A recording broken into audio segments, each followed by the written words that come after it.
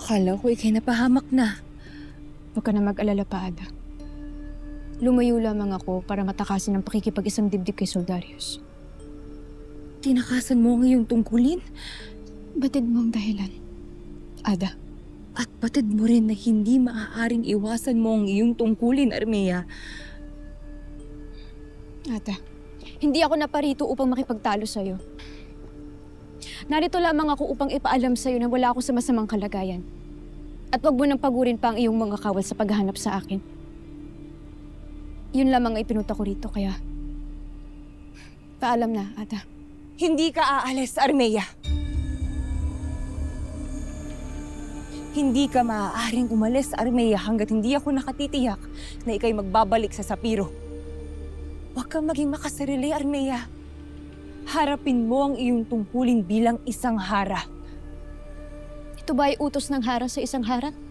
Ito ay isang payo mula sa isang ina. Hindi maaaring kay magmatigas, lalo't may puwang sa panahon ngayon. May nagbabanta muli sa buong Encantadia. Nagbabanta? Ada, sino? Si Hagorn, Armea. Nakalaya siya sa Balaak.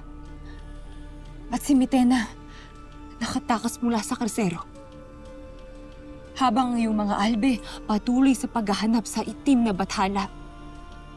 Habang ikaw,